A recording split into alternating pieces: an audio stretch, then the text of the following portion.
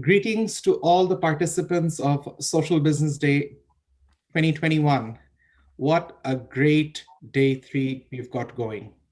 We've got a great honor and a privilege to start off with an incredible plenary, which is the COVID-19 vaccine as a global common good. I will, of course, allow my co-MC Shihab Kadir to reflect on it further. However, it will be incomplete without quickly recapping what we've done on day two. Social business updates across the world, and a great keynote presentation from Peter Holbrook, who is the Chief Executive Officer of Social Enterprise UK. We had another very passionate and a very inspiring keynote from Mr. Narayan Murthy, who's the founder of Infosys. We got to hear and actually see a lot of Novin or new entrepreneur businesses in Bangladesh, in Kosovo, in Yemen. And of course, we ended off with the updates from Grameen America and their Black Women Entrepreneurship Program. And of course, that ended off with the commencement of country forums, which we are glad to report that it's been held across, 4 continents, more than 15 countries. And it only shows the commitment that people across the world have towards the movement. I'm also very glad to report that we've had more than 1,000 participants from all different platforms, the technology platforms, the social media outlets, and we deeply thank you for continuing to be with us. And I will not take up more time because we've got a great lineup of inspiring speakers, and I'll hand it over to my colleague Shihab Kadir to introduce the panel and of course the moderators and everyone else. Over to you, Shihab. Thank you. Thanks, Promi. Hopefully everyone listening to me loud and clear. First of all, a big shout out to our partners on the ground, Kampala International University in Kampala, Uganda. Hi guys, hi to Professor DG, the co-VC over there. And also in Harare, Zimbabwe, the Catholic University of Zimbabwe.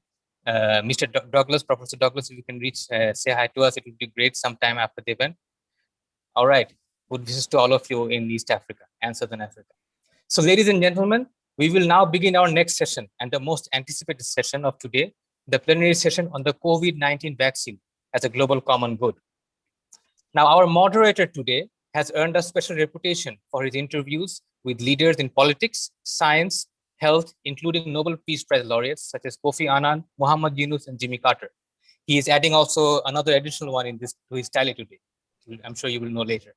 And then there was interviews with Winnie Mandela, Christine Lagarde, Jane Goodall, Paul Kagame, Elton John, Bill Gates, Angela Merkel, Jack Ma, and the Canadian Prime Minister who knows how to do yoga. So what he tries to accomplish as a host of the China Current is to create a coalition of individuals who believe that the world must improve and are participants and not only mere observers of the solution. That can also be said of our panelists in this session. In 2016, our moderator was appointed the WHO Goodwill Ambassador for SDG and Health. And even after being educated at the Royal Academy of Music, Cambridge, and Harvard, he can always do away with the jargon and make complex ideas into more understandable realities. Ladies and gentlemen, I give you the most impeccably dressed and equally enticing and insightful Mr. James Chow. Thank you so much, Shihab. It's such a pleasure to be with everybody and a really deep honor, not only to be with the panelists that we have to bring you today, but also all of you watching at home or wherever you are. Our thoughts very much are with the people in Bangladesh who've gone into another lockdown. And so our very deep appreciation to everyone at the Yunus Center, who despite all the complexities at this last minute, have pulled together what has been a fantastic 2 days so far. And of course, a really great third day so far. We're going to try and today, and I'm going to introduce you to them in just a moment. But before that, let's talk about what we're here to work on. This is not about sitting back and enjoying yourself. This isn't entertainment. This is a pandemic that has ravaged our homes, our communities, the people that we love the most for a year and a half. And in that sense, about almost a year and a half ago, when this started unfolding, Professor Yunus started talking to all of us about a COVID-19 vaccine, even before any vaccine was developed. What was it going to be? When was it going to come? And when it arrives, how are we going to make it accessible and free of charge to everybody all around the world? I think we are at pains to admit that there's been a great moral failure in the last 18 months, but we'll have plenty of time to work on the solutions, coming up with the fantastic people that we have. Let's go right back to the beginning, though. We've got a special video that was created for you by Yunus Center and Grameen Creative Lab. And if we can say once upon a time, it goes into a story that tells you about the beginnings, the people, and the communities that we try to serve.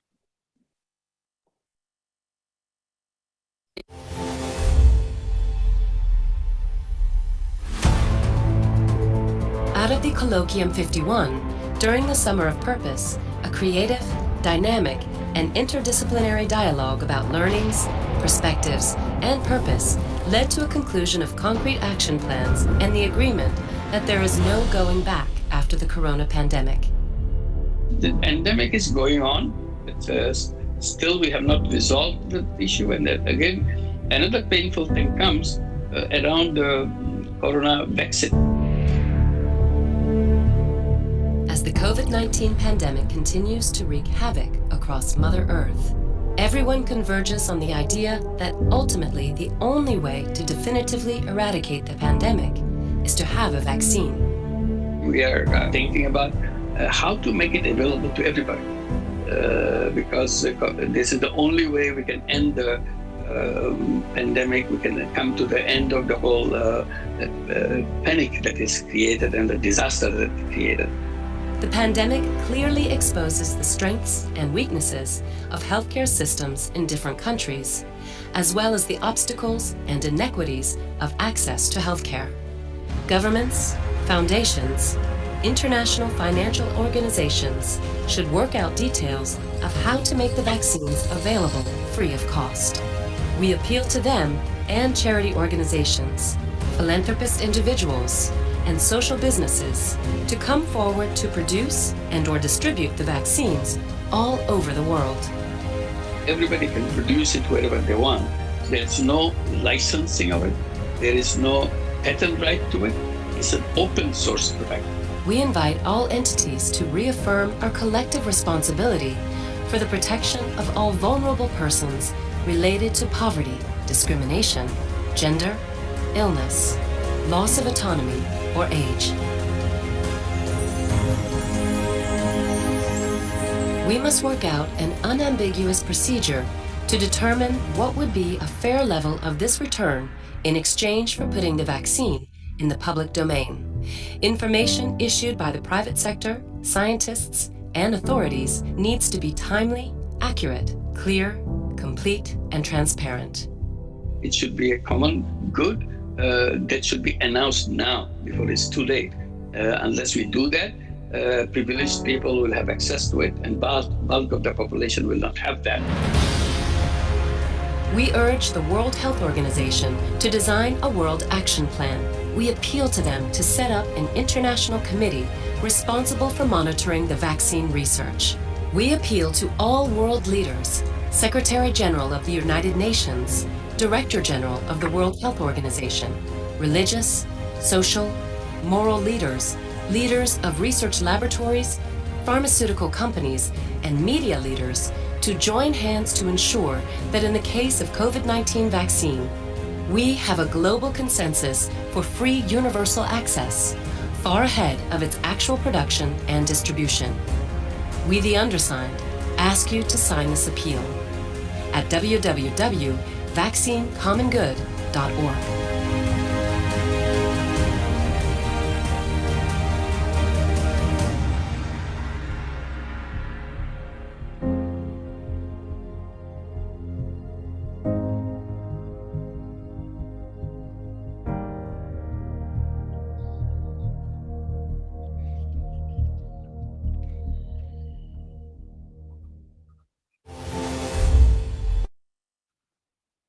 And every single one of those names that you saw there at the end represents a person, an organization, and a movement that really wanted to add to that very early on when other people were not talking about vaccines.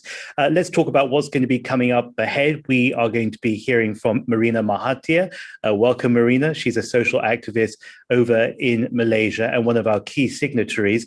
Nabil Ahmed, the head of executive strategy and communications at Oxfam International. National. We also have Enzo Curcio, coordinator of the COVID-19 Food Coalition for the FAO. We have a video message from the actress Sharon Stone, Professor Muhammad Yunus, the founder of the Grameen Bank, and very much the person who gathers us all here today, his fellow Nobel Peace Laureate, Dr. Jose Ramos Horta, and former president of Timor-Leste. And we've invited Professor Cam Donaldson to try and bring together our thoughts at the end so that we don't leave as detached as perhaps we were when we came into this, but with some very clear lines of thought on exit. It is my pleasure, though, to first of all introduce you to a friend to all of us here on Social Business Day. Lamia Morshid has for many years been the executive director of the Yunus Center. And I think if I'm correct, Lamia has only ever worked with Professor Yunus in her entire career. This is her 11th Social Business Day, as it is for all of us. And she really can tell us how this campaign began and what it really means. So Lamia, welcome. I suppose one good question to start off with will be to ask you about the campaign itself. Why is it called Common Good Vaccines? And what does it really seek to achieve? How did it evolve over the past year plus? Thank you so much, James. Glad to be here. And basically, as the video pointed out, you saw that was a video from a year ago.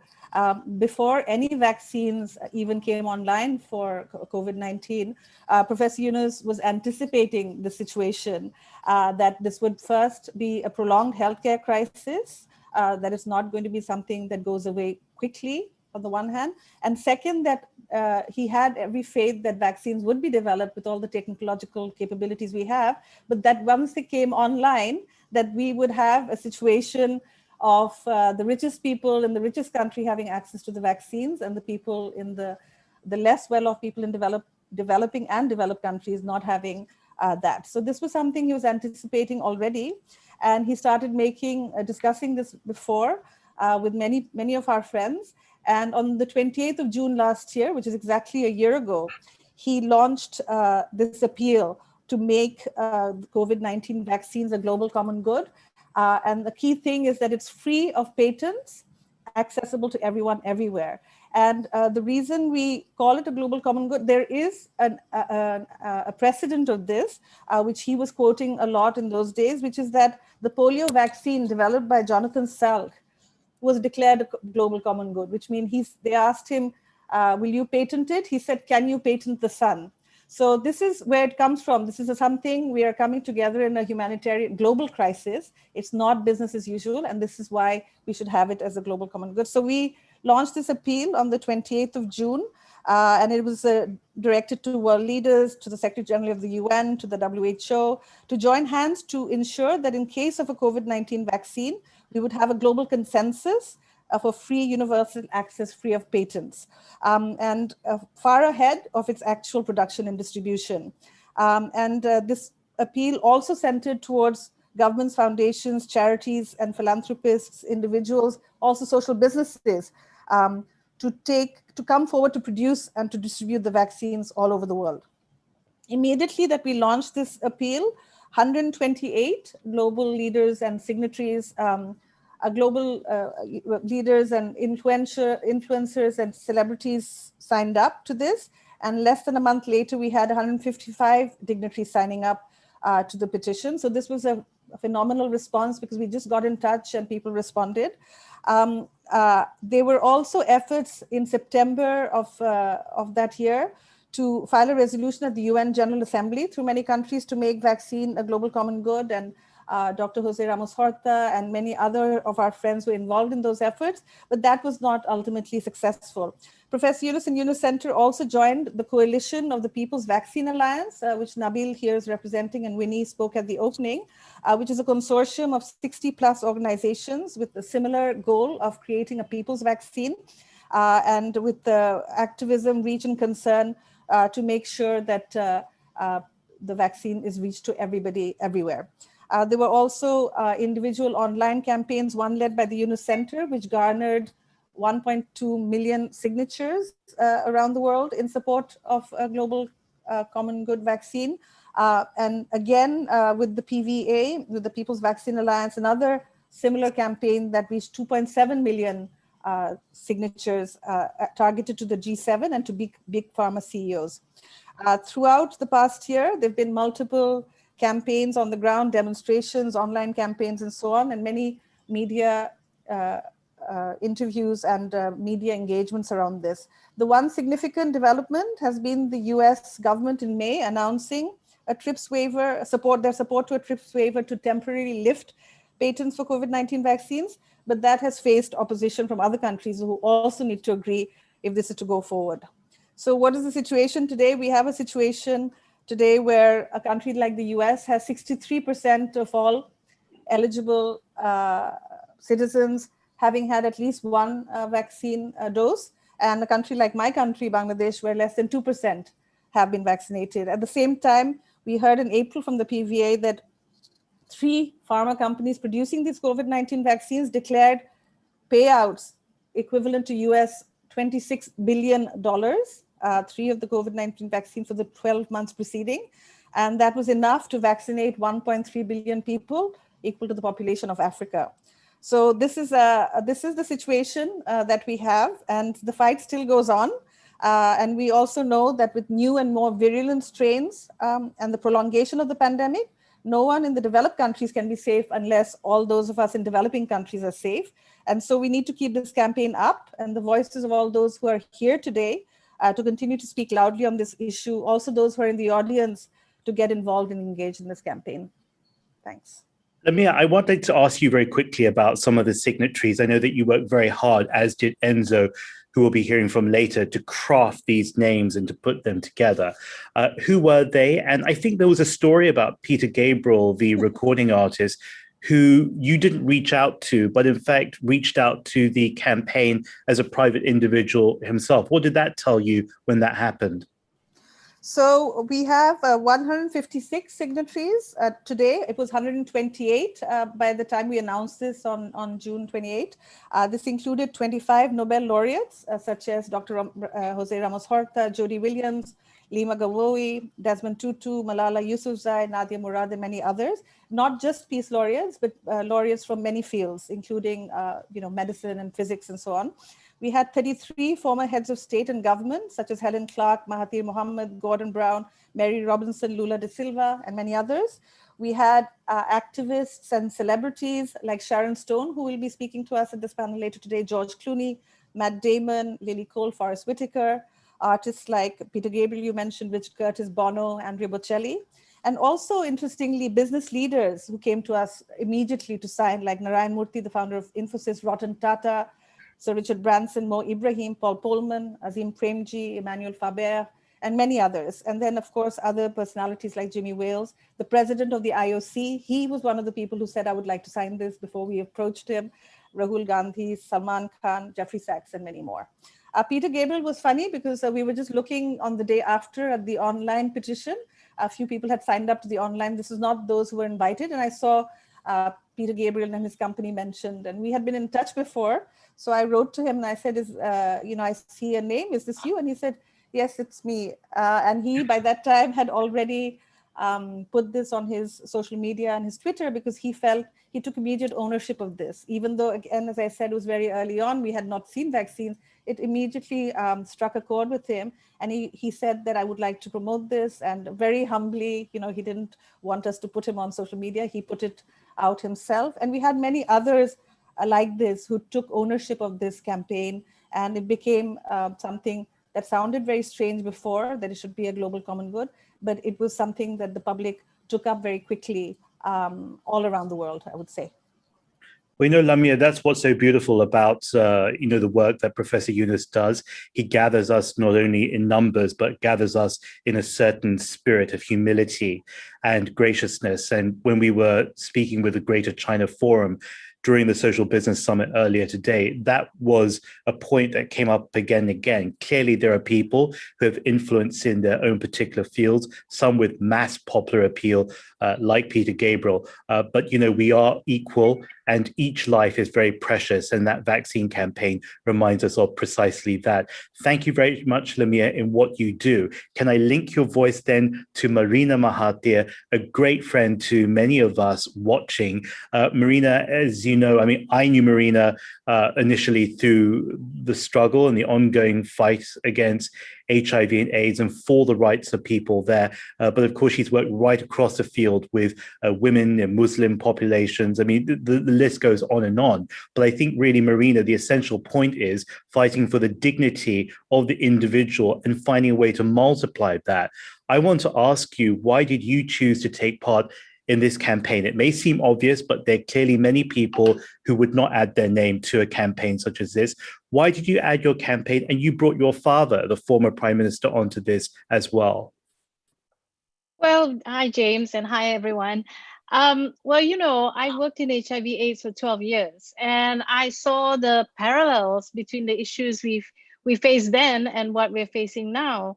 Most of the people who suffered from HIV live in the developing world, yet when treatments were available, they couldn't get them because of the prohibitive costs. And it took a global campaign for treatment access, plus the threat by some governments to invoke compulsory licensing of the antiretroviral drugs that got treatment to people who previously had no access. So it was really a case of the minority getting more than the majority simply because of the cost. It was a very clear rich-poor divide. And I think global pandemics need global solutions, and those solutions must treat everyone equally, as you said, because everyone has a right to dignity, to life.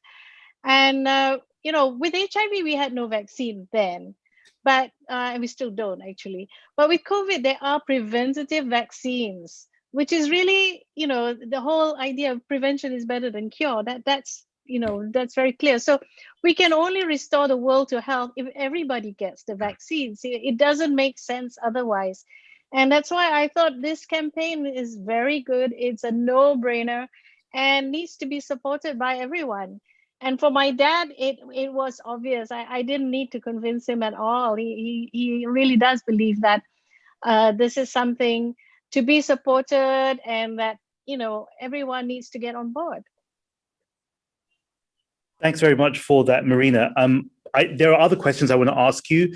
Before I get to that, I want to quickly ask you, though, I know that you and I didn't grow up with social media, but you're particularly good at connecting with people. And I've seen that socially, and I've seen that at civil society levels that you've worked in, the way people really respect you. So my question would be, how do we get people to respect a vaccine for all? How do we get people to take ownership of it? So we're not asking them, please sign this campaign. We want to give this to them and say, you take it and you run away with it. And that's the most effective way forward. How do you do that? Well, I think, if one thing that the COVID has done is that it's really united everyone in the world because it's affected everyone in the world. And I think a lot of people do understand that, there's no point in hoarding vaccines. There's no point in having some people getting access to treatment and everything, and other people not. Because especially if you want to travel, you don't want to go to a place where people are unvaccinated and have no treatment or anything. You want to go where people have vaccines and everything. And if you don't distribute it all over the world equally, then you're going to have very limited options of where you go, right? So I think, if it's clearly explained to everyone, I don't think anyone has any issue with an equitable distribution of the vaccine at a cost that is, viable for everyone. Let me talk to you about Dr. Tedros, because the campaign video mentions him. And he was pretty angry and ticked off the other day. Again, they were asking him about vaccine hesitancy. And I think he found it quite patronizing. Why do you talk to us about vaccine hesitancy when those communities don't even have access to a vaccine to be hesitant about. I mean, it's almost as if vaccine hesitancy is a luxury. And I think it connects with so many of the points around colonialism and the colonization of global health that we are only beginning to recognize. You don't want to have Black Lives Matter, you don't want to have Me Too and all these things unless you can apply it across the board and see how that really works. So in full solidarity with all of those movements, Marina, is it just a question of access, or do we need to even hold our own governments, even in middle and low income countries, to further account as well? Are they serving their people? Oh, absolutely. Take my country, Malaysia. We're having a terrible pandemic right now. We were doing very well last year, and this year we're just, we've had 5,000 deaths over, most of it this year. And that's partly because of the way the whole pandemic has been managed, and also because of the lack of vaccines. Partly it's a question of supply. We haven't had the supplies of vaccines that we need for the same reasons that we've all been talking about, that some countries are taking more than they actually need. But also within the country, the system of distribution, the vaccination programs has not worked as smoothly and as efficiently as we would like. So at the moment, only 6.6% of our people have been fully vaccinated, and that's not good enough. In terms of so-called vaccine hesitancy, we disproved that very quickly. People were wary because of these stories coming out of the West about the side effects of some of the vaccines. But once the government opened up a program where people could opt in for the AstraZeneca, for example, there were queues. And all the applications on the website caused the website to crash within just an hour or so, because everybody wanted it. There is no shortage of demand for the vaccine in our countries. It's just a matter of getting the vaccines here and then getting the vaccines into the arms of people, because they're no good unless they're in somebody's arm, right? So yeah, that's really the situation. And may I quickly ask, because your parents, as we all know, are well into their 90s, and God bless them with great health always. I'm sure, I know that they have people to help them with technology and with booking COVID appointments, COVID vaccines. I heard that the interface, the application to book was not easy. And had they not had people to help them, what do you do if you don't have all that technology? Exactly. And my parents, they're very privileged, obviously, and they got the vaccines very early. They've had their 2 doses way back in February or so. But there's so many people in my country, even in Malaysia, which is a middle income country where a lot of people have phones and have internet access. Still, there are lots of groups of people who just can't manage the system. We have to go online to register. We have to wait for our appointments. And everything online. And for a lot of older people, people in rural areas, they just don't have the internet savvy, if you like, to manage all that. And therefore, people have been missing appointments, or even the question of getting to the vaccine center. It costs money to get to the vaccine center. So now we're trying, NGOs and the government, we're trying to more or less get the mountain to Muhammad, getting people out there to give the vaccines rather than waiting for them to come. Because, like I said, it's no good unless it's in someone's arm. I've never heard that expression, getting the mountain to Muhammad. How about we get the mountain to Marina, and you can help us put it out over there. But Marina, it's not just the rural populations. I can tell you from my mother, for example, who lives in the urban center of an urban center here in Hong Kong. She would have great difficulty booking for herself, and then would need to rely on somebody. And if you change it, and that will be another point of contention there.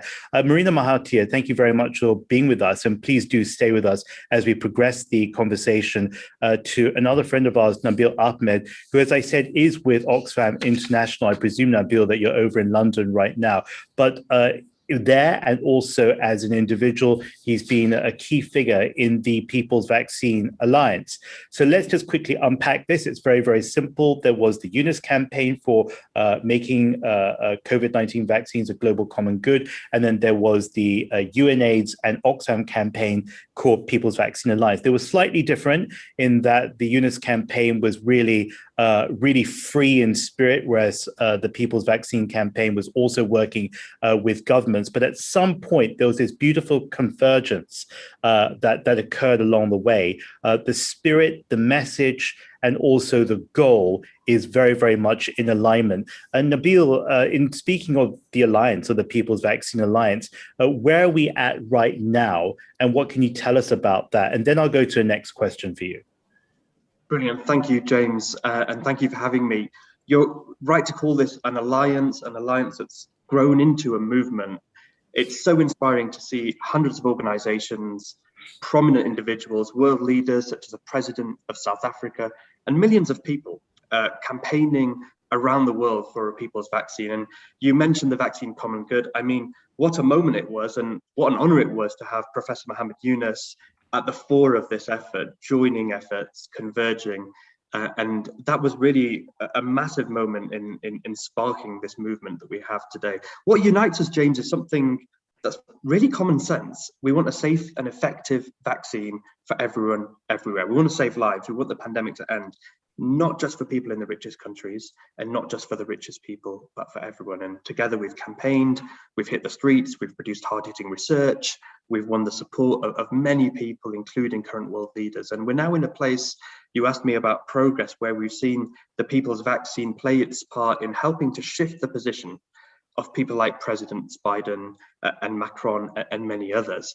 But there's a part of me that wishes to celebrate and wishes to talk about the successes, but I feel there's very, very little to actually celebrate right now. And just to share some data with you, 0.3% of the world's vaccines have gone to low-income countries, and at current rates, I'm going to have to read this twice because you won't believe me, at current rates, it will take 57 years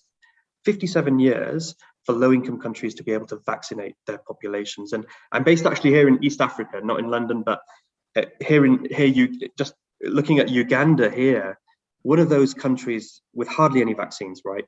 We're seeing how it's all but run out of medical oxygen. Hospitals are full. The scarce intensive care facilities are inundated. We all watched in horror just about a year ago how some of the world's best health systems were overcome by this virus. And now we're at a point where we're seeing some of the world's weakest health systems hit by the virus. It's very hard for me just to overstate just how worrying the current situation is, James and friends here.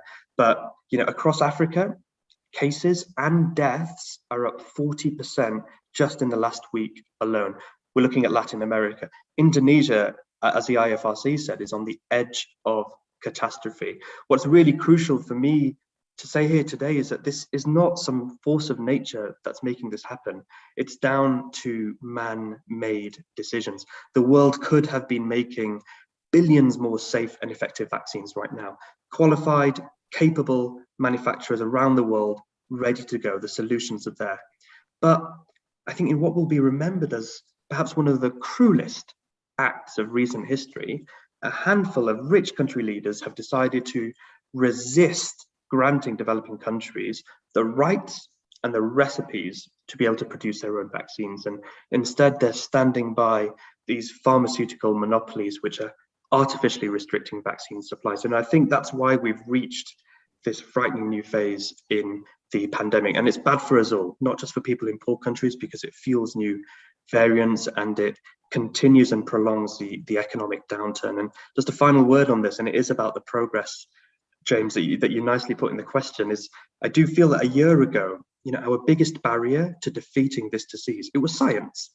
Can the world develop a vaccine? Today, our biggest barrier to defeating this virus, it's monopolies and it's vaccine apartheid.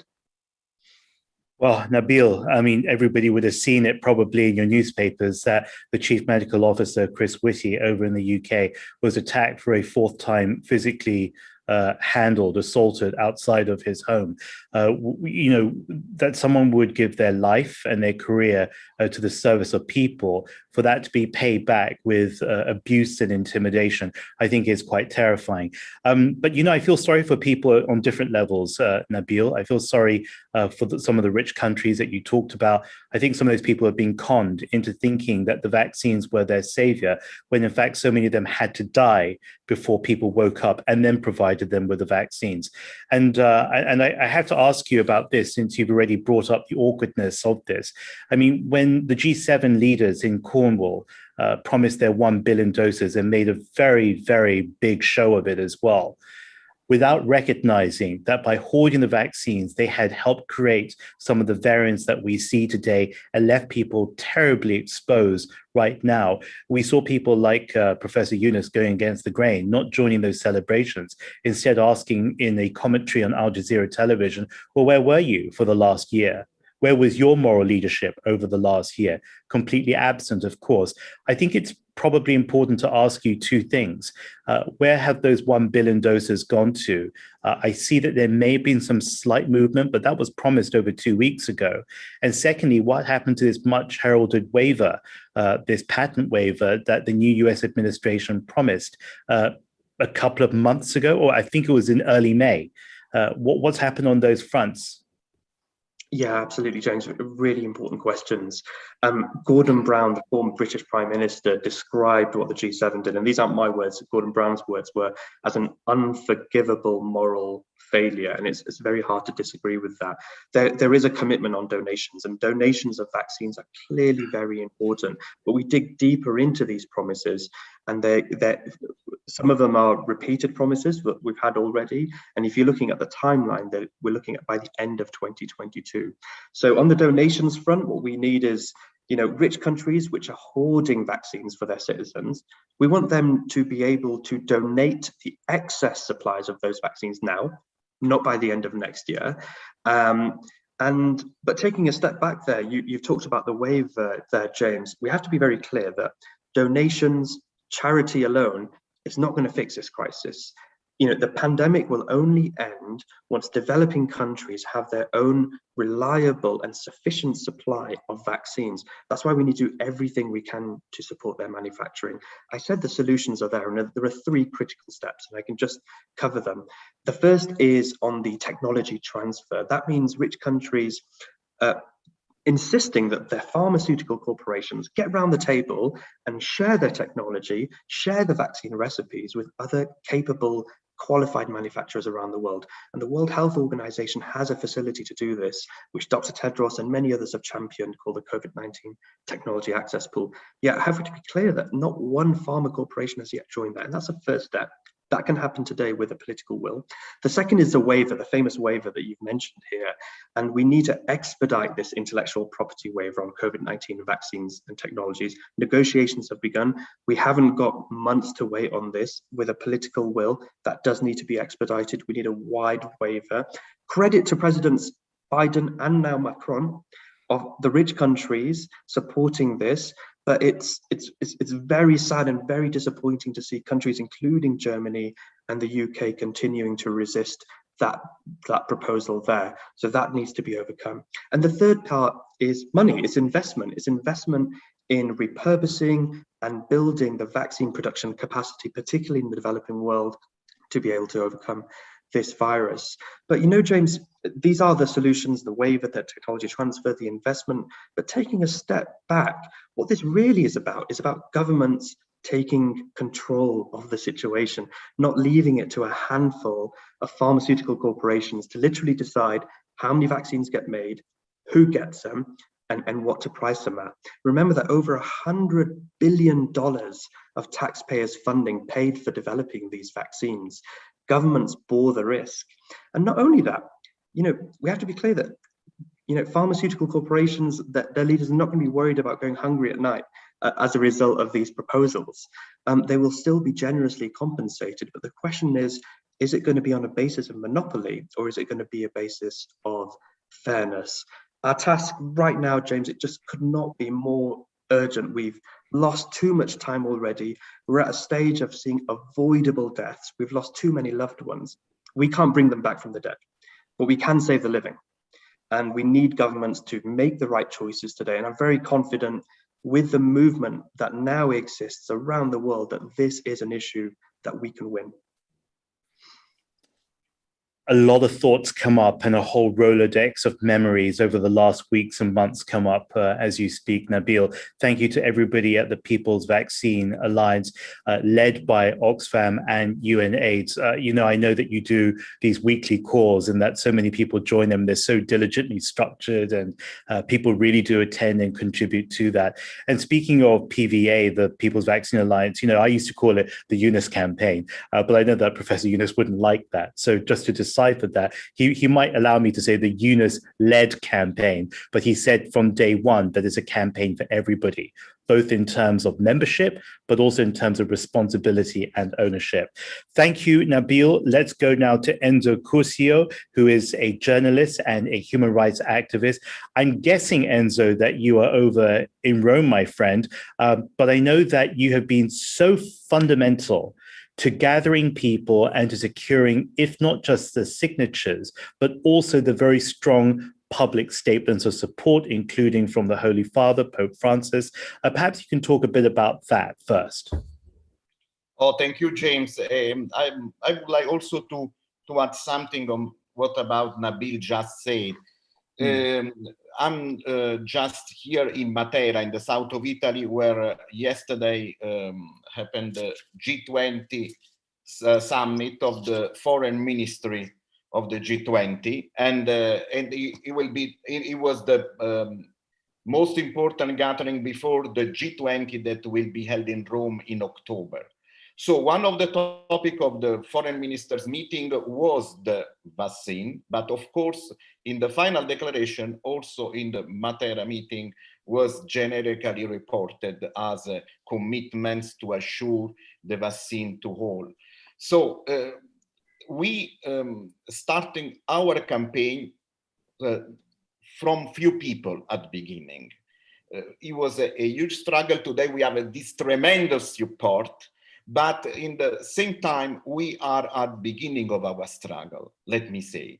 When Professor Yunus for the first time wrote an article on the Vatican newspaper, Osservatore Romano, we organized around this article a movement beyond to convince Pope Francis to make the first public commitment on the vaccine global common good, and in March 2020, and the Holy Father immediately pronounced his first speech that convinces also to Italian government to align their politics on the vaccine common good. It was the beginning of our campaign.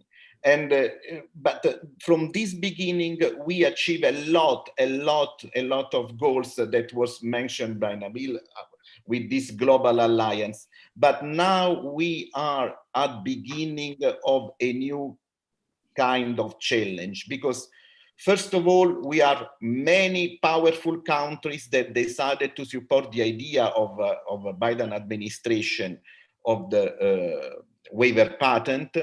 But in the meantime, we have more powerful, big countries that are also developing countries that they need to support a multilateral solution, because for the next few months, we will have also approved many other vaccines, more than 15 mono-dose vaccine, that they will be also easy to produce also in developing countries. So at the crucial moment to discuss the moratorium, the waiver on patent will be in the next 4-5 months. Principally, I would like to highlight, because I wish to appeal to make a common effort on it, principally during the G20 summit that will be held at the end of October in Rome, where the G20 is not only a meeting of the richest country, but is in the middle of the richest countries, the countries that most need of a vaccine. So I think that our common efforts has to be concentrated also on this meeting, on the General Assembly of UN, that is another multilateral moment, and on the G20, where developing countries and the richest countries, they will meet on the post-pandemic and on the pandemic topic.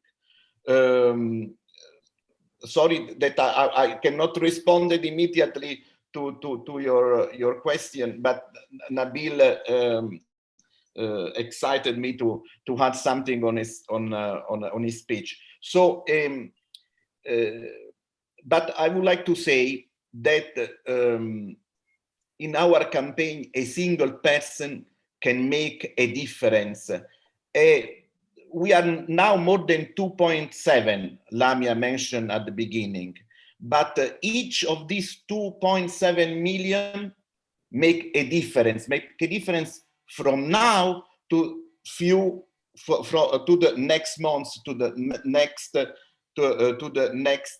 meetings, to the next international gathering that will have the topic of not only to respond to the recovery phase of the pandemic as the center of the discussion. Okay, so Enzio, let's look at this a little bit further. I know that your appeal is not only within Italy. Of course, you know, the depth of the G20 is one example, and not only in the Vatican, but the Roman Catholic Church is very important. We saw in the response to AIDS and also in Ebola, how important faith leadership is, how it can reach out to communities in a way that even elected political leaders can't.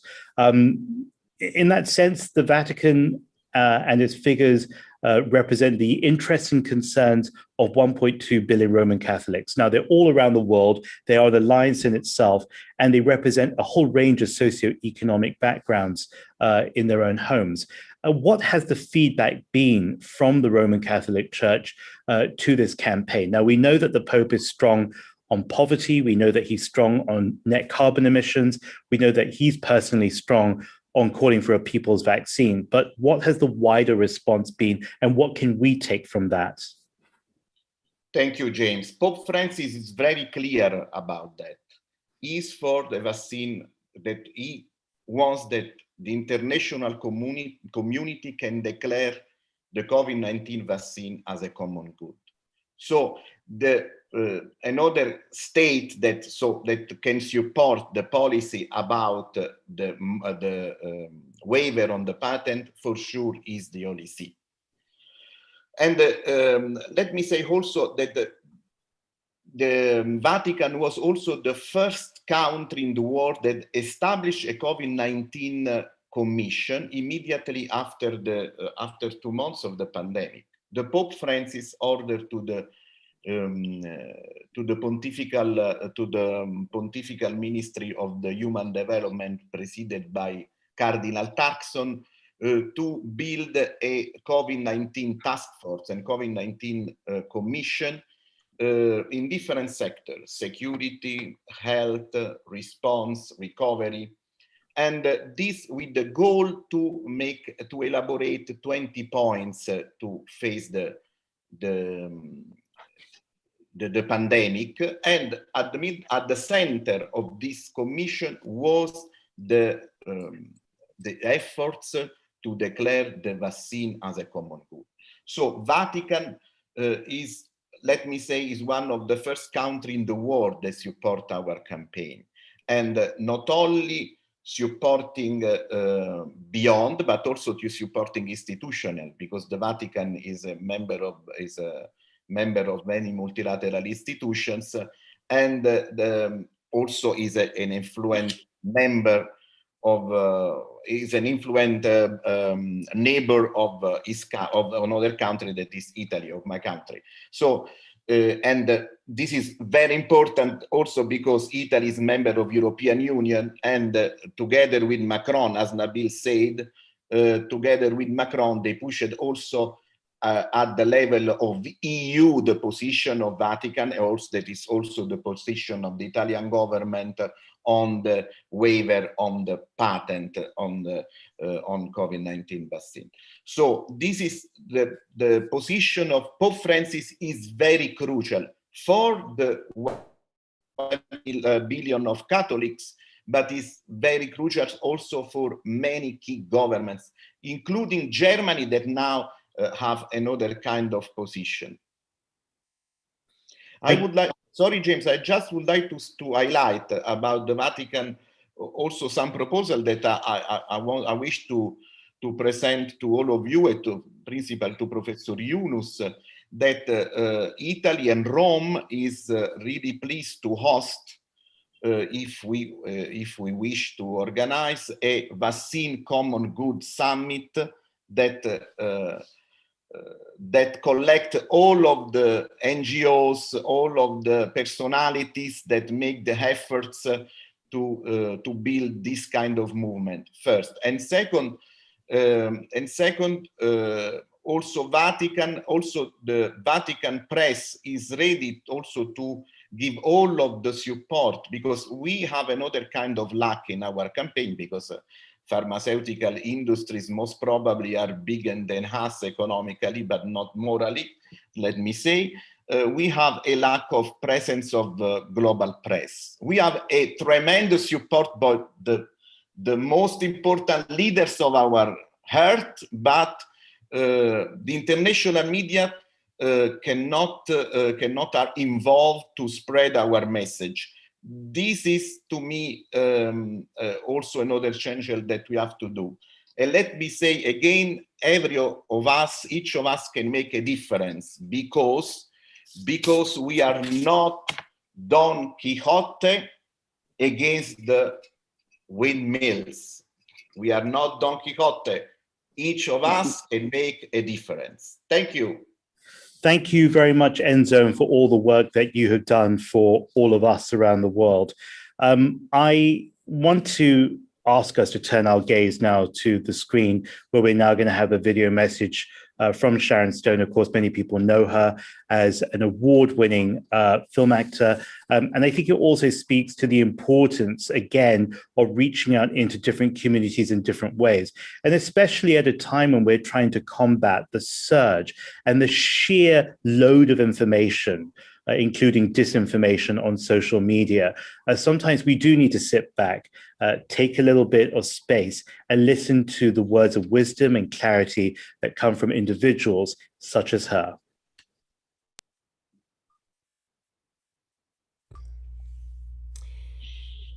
Good afternoon, I'm Sharon Stone, and I would of course like to start by saying happy birthday to my dear, dear friend, Muhammad Yunus. The economic and social disruption caused by the pandemic pushed millions of people at risk of falling into extreme poverty. However, thanks to unprecedented scientific efforts, COVID-19 vaccines are now being distributed in more than 70 countries globally, with health workers, elderly, and vulnerable people placed among the first groups to receive them. COVID-19 vaccines provide a pathway out of this pandemic and prevent huge economic losses, which may trigger disparities and wealth inequities across society. Vaccine pharmaceutical companies estimated to make sufficient doses to cater to 1/3 of the world population by the end of 2021, most of which have already been pre-ordered by developed countries. This means lower income countries may need to wait until 2023 for the vaccine. Rich countries also have better medical infrastructure and more resources to provide vaccination to their citizens by facilitating mass vaccination programs. So such a delay in supplying the vaccine doses is unacceptable. It is unacceptable first for health reasons, because virus variants are more likely to appear in places where the outbreak is out of control, increasing the number of sick people and making vaccines less effective, or even worse. For ethical reasons, moral responsibility does not and cannot stop at our country's borders. The value of a person's life cannot depend on where they live. It is unacceptable for economic reasons. Vaccine nationalism could cost the global economy up to $1.2 trillion a year in GDP. So until the poorest countries can access vaccines, the world could lose between $60 billion and $340 billion a year in GDP. Too often as individuals, we feel so powerless against big global challenges and their complexity. Nonetheless, the examples that we did with our campaign show that we can contribute to change direction, telling how important practical contribution is in dealing with these global challenges like the COVID-19 vaccine equitable access. A fundamental step to do in our mindset and continue to shift it out goodwill in actions. Shifting from intention to action means continuing, embracing, and promoting our campaign for the vaccine as a common good. We often think that someone else or some big conglomerate or some giant political force is going to do all of this for us. It has certainly been our experience, and by our, I mean Muhammad Yunus and Enzo Curcio and myself. It has been our experience that it takes the individual, and it takes an individual like Muhammad Yunus or a few individuals to get the ball rolling. And it really only takes an individual, you, to make a concerted effort for these things to practically occur. I'm a kid from a small town in Pennsylvania, one who certainly, as a woman and certainly as a small town kid, I don't think anyone ever expected to make a mark, make an effort, spend my life working on infectious disease, which I did while I worked on the platform of HIV/AIDS, which has led me very specifically into working on infectious disease overall, and has led me to work on creating a platform for the COVID vaccine as a common good. It is clear to me, with the rapidity with which we were able to get a COVID vaccine, that all of this is really possible.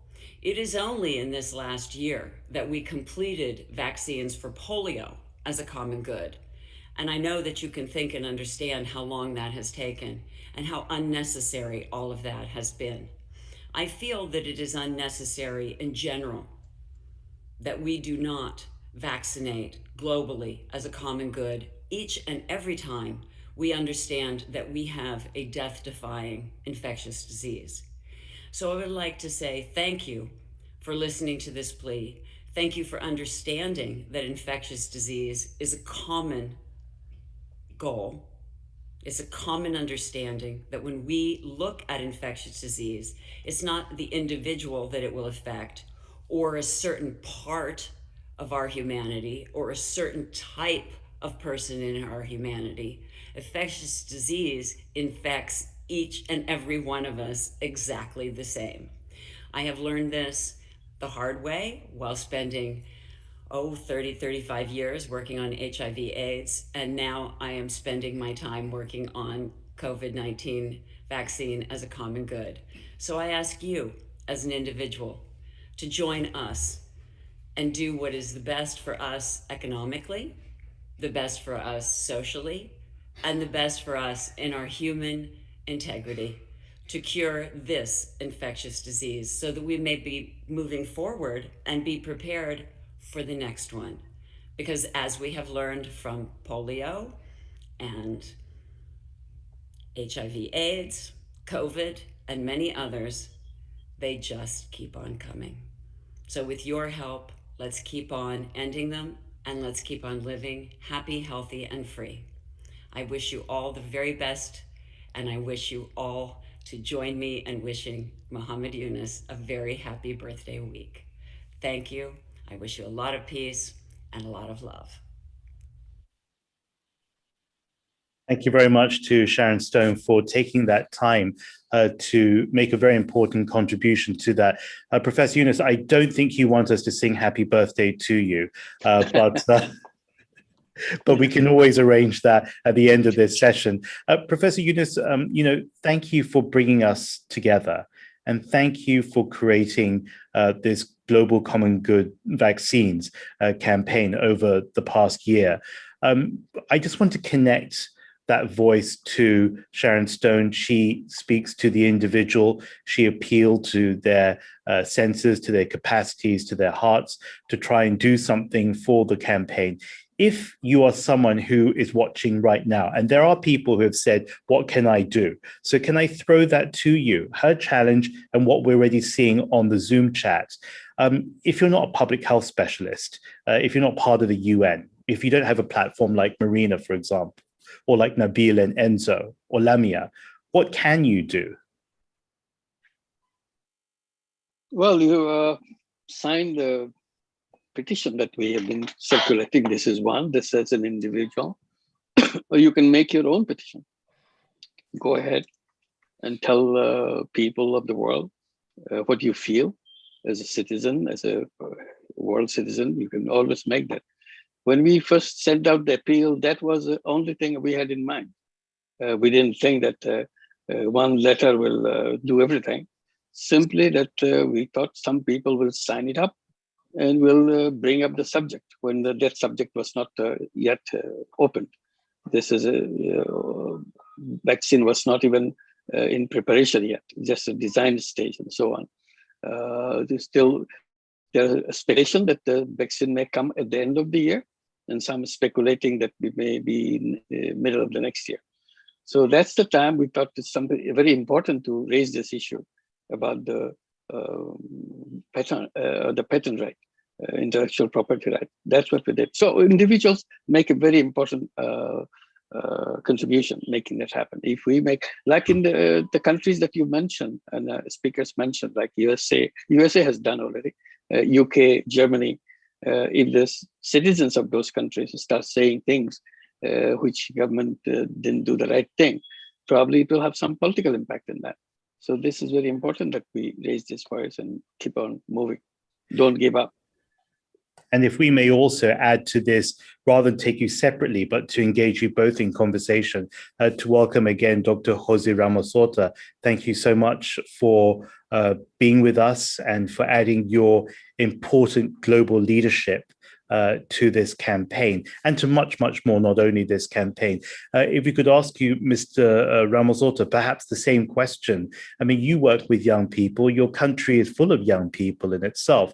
What would you tell people of different ages, but individuals, what can they do? So Professor Yunus has spoken about signing up to the campaign, but he had a very clever idea. Set up your own campaign, spread the seed, keep on letting it multiply. What would some of the ideas that you may share with us, Dr. Ramos-Horta? Thank you. Thank you again, Yunus, and everybody else for the great moral leadership. I consider Muhammad to be a mentor of mine, and I have been reading from him, about him, for over 20 years. And he visited me before he won the Nobel Peace Prize and helped setting up here the microcredit initiatives here. So I'm always guided by Muhammad, and together we have done things on Myanmar and of course now on COVID. Well, I'm speaking also, I could say, on behalf of the G7 plus fragile states. I'm a special envoy of this intergovernmental group called G7 plus. Do not confuse with G7 industrial countries. We are We are made up of more than 20 countries, population altogether several hundred million, who live in fragile countries, from Timor-Leste to Nepal to Afghanistan. In Latin America, Caribbean, only Haiti is a member of it. And then across Africa, which includes DRC, Guinea-Bissau, Equatorial Guinea, Côte d'Ivoire, Sierra Leone, etc. And this is a multilateral institution that was initiated by Timor-Leste and now is an official partner of the UN with observer status, an official partner of the European Union. And I think the Secretary General of the G7 Plus is attending this conference out of his office, our office in Lisbon, the Secretariat, which is a European hub for the group. Professor Elder Costa is Timorese. I think he said he signed up already, so he is listening. So I can speak for these hundreds of millions of people, which you all have talked about, the speakers, in terms of people who are at the tail end of the vaccine and even tail end of COVAX, because as much as I commend COVAX initiative and COVAX leadership in the person of President Durão Barroso, former President of the European Commission, they also struggle to get donor countries to contribute financially and with vaccines. And we, Timor-Leste, like all other countries, we get only 20% of available vaccines from the COVAX arrangement, and we have been receiving. If it were not for Australia also supporting COVAX and supporting us bilaterally, we would be in very bad shape, like hundreds of millions of developing countries. So it is, and I have to say, we have to look at why this failed. I think I don't want to put all blame on Donald Trump, but remember, for 4 years, he was the president of the United States, and he did everything possible to weaken the United Nations system, attack WHO, other multilateral bodies, attack the European Union. He tried to completely disassemble the European Union, NATO, and many in Europe went along with it. So the UK, you know, which was under David Cameron, you know, made the UK the only G7 industrial countries that increased their ODA to 0.7%. That was the only G7 country under David Cameron, and in the midst of the economic crisis in Europe, in UK. And so David Cameron is out, came Boris Johnson, and Boris Johnson was busier trying to get UK out of the European Union. And the UK has been bogged down with, till today, with the problem of Brexit. And then the rest of Europe, people struggling with their situations. And so we end up, I wouldn't say leaderless, the word is that the UN weakened without strong financial support.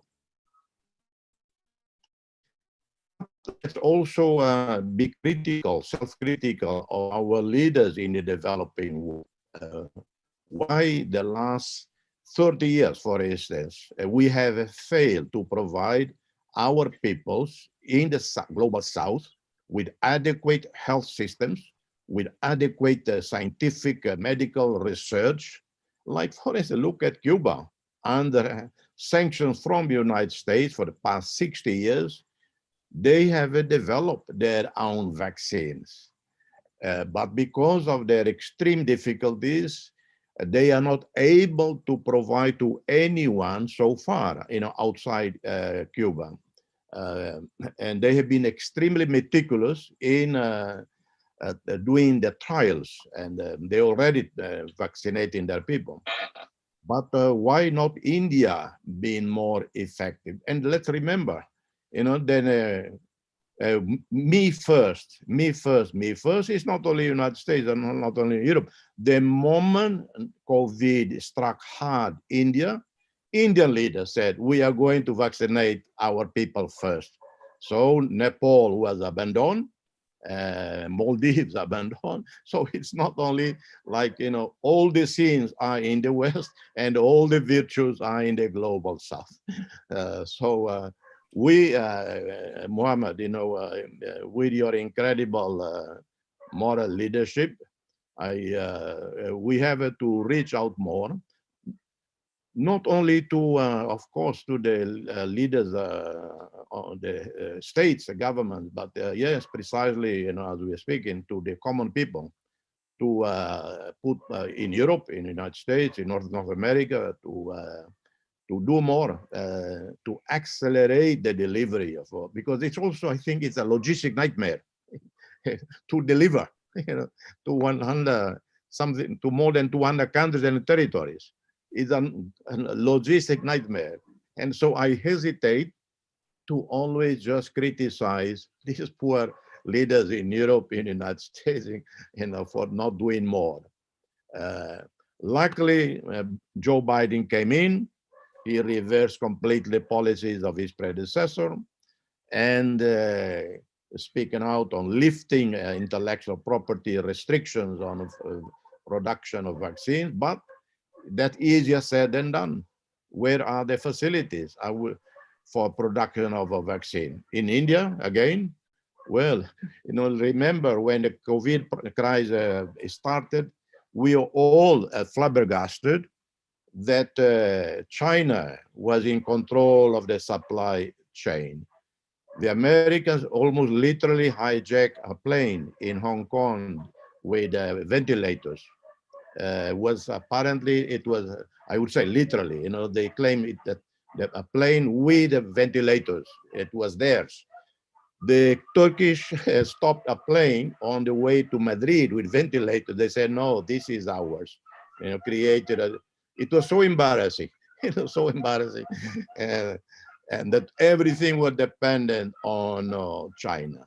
Well, is all the pharmaceuticals are going to be shifted to India? We are going to repeat the same mistake just for the sake of the global South? I'm sorry, we have to look carefully at that.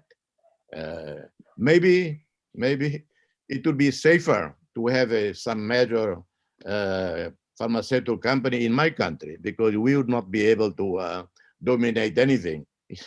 We just give the country, give the facilities, you set up here, so that because when you deal with, you give this so much power to a country like India, like China, well, you end up being hostage to their priorities, their first concerns.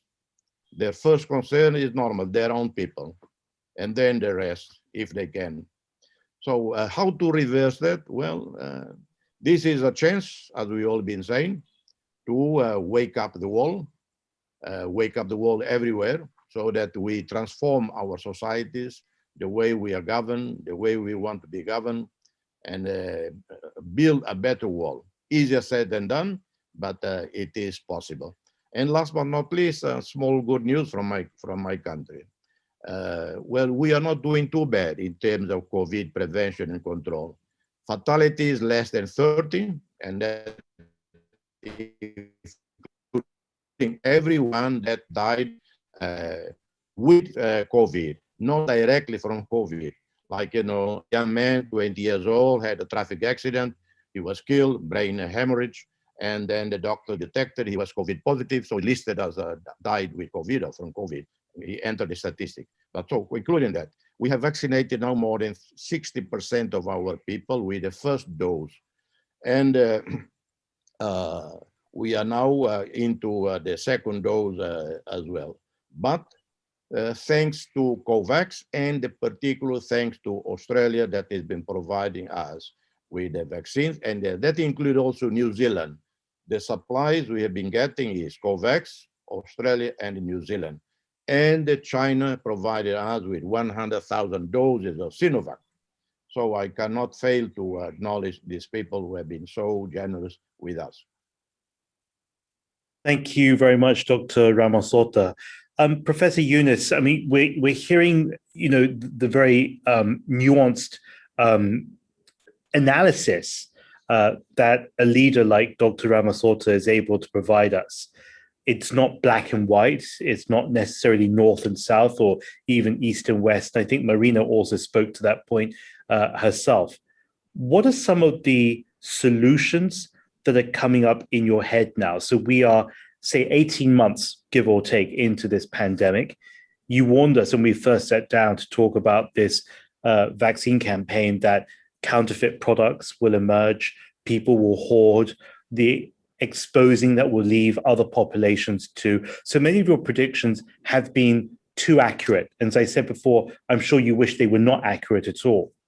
But given that accuracy, what do you think some of the solutions could be going forward? And how would you respond to what you just heard from Dr. Ramosota? Well, I go back to what I started out from when the pandemic was just surging around and moving all around the world. And everybody agreed that this is a global phenomenon. Nobody will be spared. And we knew that it will reach every nook and corner of the world, these early days of a pandemic. The point I was making all the time that this is already recognized, pandemic, the COVID-19 is a global enemy. It's not the enemy of Bangladesh, or it's not the enemy of Timor-Leste. It's a global enemy. So if you recognize something as a global enemy, there has to be a global response. It doesn't have to disappear like that, because you cannot control COVID-19 in one country. Maybe for a while, a little bit, but it comes back because everything else is there outside, coming back for you with a vengeance. And it's a common word that was passed around, repeated many times, that I'm not secure unless I secure you. That's a very basic thing about the COVID-19, the pandemic. So I say, if it's a common enemy, where is the, if it is a global enemy, what is the global preparation? I thought the first thing to do is to sit down with a global preparation. It's something that I cannot just do it for myself. It has to be done for everybody. Then it has a solution. Otherwise, it has no solution. That is completely missing even today. Even when the G7 meeting was going on, that's the comment I was making. If it is a global war against this enemy, we have to have a war preparation together and make a plan, country by country, region by region. What is the need? How much you can produce? How much you can supply? What is the supply line? What is the logistics for that? I have not seen a single global plan, country by country, month by month yet, even as a theoretical exercise. And I love fictions. I hope this would even come as a fiction. Numbers are not solid numbers, but some numbers are thrown in. You have a kind of a format that so many vaccines will be needed in order to finish this vaccination by the end of 2022, say, for example. Then we have to speed up like this in country by country. This is how to do it. We say, no, we only do it exercise for us. Even if we do it, even for countries, they don't make such an elaborate plan yet. So if you had a plan, we would know the shortages. Where the shortages, country by country, we know the shortage. Month by month, we need the shortages. We're not complaining anybody. We're saying what is this plan that we want to exercise? The whole problem is we're not looking at this as a global enemy. We're not looking at it as a global solution. That's the core of the problem. We're saying that my family is okay, you can go to hell. No, we have nothing to do with it. So that's the spirit which is killing everybody around the world. So we need to come back to that and make sure. There are many promises made, like UK made promise, Boris Johnson said, by 2022, and we'll finish the vaccination. And that's our promise. What is that? What promise is that? We have nothing. We have no vaccine yet for anybody. And you're saying by the end of 2022, it will be all done. And this is our promise. So this is the empty words that are being said, not concrete thing. If it's a war preparation, where's the war secretariat? We wish WHO could have been the war secretariat. Everybody will join hands and come out with instructions and so on. Government representatives are there. They should be making all the recommendations to the world. No, everybody has to do it. Now we do it city by city, state by state. You do it. We don't know anything about it. So that's not the way it is going to be happening. So that's a problem. And it only gives vaccine companies enormous freedom to do whatever they want. There is no global policy of any kind. What I do, whatever I am producing, who should get it? Is this a vaccine company decide who should get it because the money is the highest bidder will get the thing, or there is another principle that we have to apply? So those are the issues that we have to bring up. Still, we have to do that. This time is not over yet. It may get worse. Like Bangladesh is going through the second upsurge. We're hitting a very high point right now. And some countries going to the third peak. And this is going on. And new variants will come back. And we were talking about the fake vaccines are already in the market. Already there's news coming up. The fake vaccines are being sold. So this will continue to do that. And at the cost of many, many, many people in the world. Professor Yunus, this is Social Business Day. This is the Social Business Week for everybody. And I can't help thinking that social business can provide some of the solutions to many of the problems that we're discussing now, including the achievement of a global common good vaccine. I don't know whether this sounds ridiculous or not, but can we even create social businesses out of pharmaceuticals or pharmaceuticals into social businesses? Does it work that way? Yeah, we have been talking about it for a long time. Now it became a very strong voice. We had a whole session on that to create social business pharmaceutical company, because if profit is the problem, where these vaccine companies only running after the profit and they don't look after the lives of the people. The solution is we create alternative pharmaceutical company as a social business company where we are not interested in making any profit whatsoever. So we concentrate on the solution part of it, how to reach the people who cannot afford, how to reach the people who are far, far away from us, how to do that. And if you can do it, this is one attempt we are making to create a global social business pharmaceutical company. And if you can design one and put it into action, then you can have many such a global social business pharmaceutical company, not only for vaccines, for drugs. Medicine is a very, very complicated thing for the whole world. Whole health sector is damaged tremendously because of the policies pursued by the pharmaceutical companies in charging the prices of the vaccines, medicines, and so on.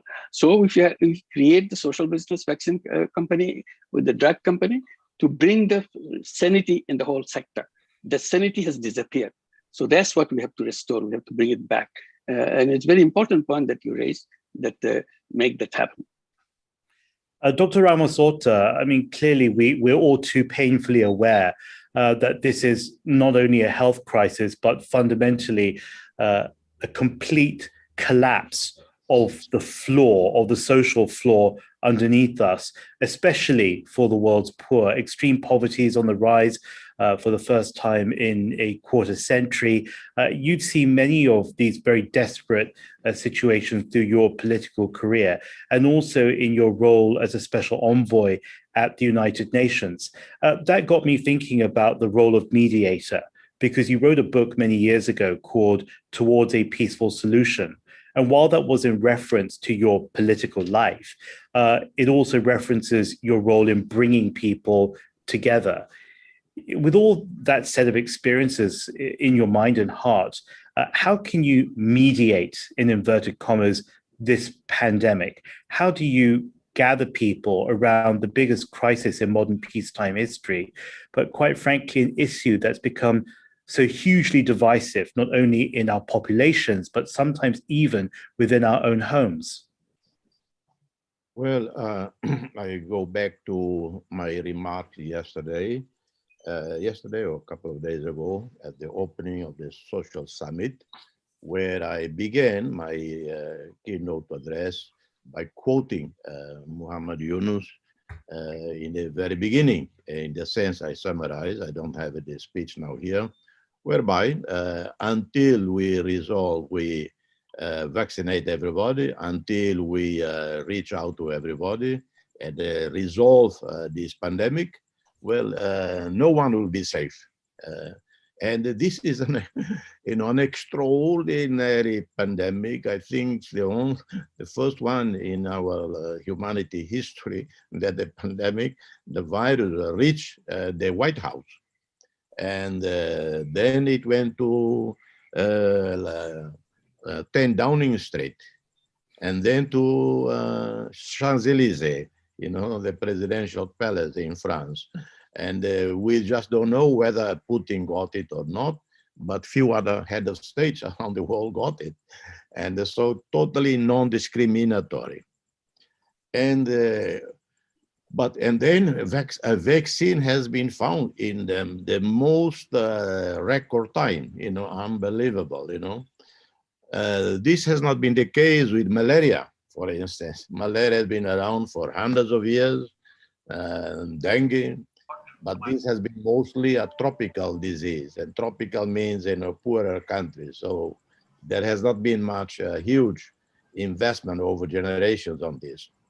But in cynic, but I have to say, as again I said in my remarks, opening remarks, in that besides the death toll medically caused by COVID, there is this extraordinary impact on the social and economic conditions in developing countries across the world. Look at India, Bangladesh, Pakistan, in South Asia, across the African continent, and elsewhere in Asia, in ASEAN countries, for Indonesia, 270 million people. Throughout Latin America, hundreds of millions of people thrown back into poverty and extreme poverty. What does that imply? As Yunus said in his remarks, and I literally transport this to what is the situation, in that, well, there will be millions more flock into Europe, and no matter how high, how thick the walls you build around Europe or North America, well, you will have millions and millions of people flock into Europe, and that very destabilizing for everybody, destabilizing for our own countries from where people flee, destabilizing for the first recipient countries like, the Southern Europe, Greece, Turkey, Malta, and all the others in the Mediterranean area. So, and then it generate, is exploited by extreme elements of the right, to further destabilize Europe, and so it is in our common interest to mobilize the scientific community, the pharmaceutical community, the private sector. You mentioned about the private sector. I say yes, because private sector today has far more resources than 50 years ago. 60 years ago at the Marshall Plan, it was the United States with 15% of its GDP, and 50% of the US GDP at that time was only like $5 billion. Well, today, individuals, recently on July 18, I was the guest speaker with the Young Presidents Organization based in Chicago. They have more than 20,000 plus members around the world. They employ 20 million people. And this organization alone, they managed $9 trillion. So these are companies. And so I believe it is possible to mobilize 10,000 richest companies in the world, 10,000 richest foundations, 10,000 richest churches, led by, for instance, the Vatican, the Pope, 10,000 richest individuals, men and women around the world. So not only in the West, but in India, in Indonesia, in Thailand, in Japan, in South Korea, in Brazil, all of this. So I think, yes, time has come for the private sector that has incredible accumulated wealth, join with governments and multilateral institutions, not only to address the medical side, public health side of COVID, but the social and economic dimensions of this tragedy. And I believe it is possible. Dr. Ramosota and Professor Yunus, on the final word before I give it over to Cam Donaldson to wrap things up for us. We talked about private sector, we talked about the Vatican, we talked about getting people together. Is it time to respond? I'm not sure if it was a formal or informal offer from the Vatican to host a global gathering of figures to address this vaccine issue once and for all.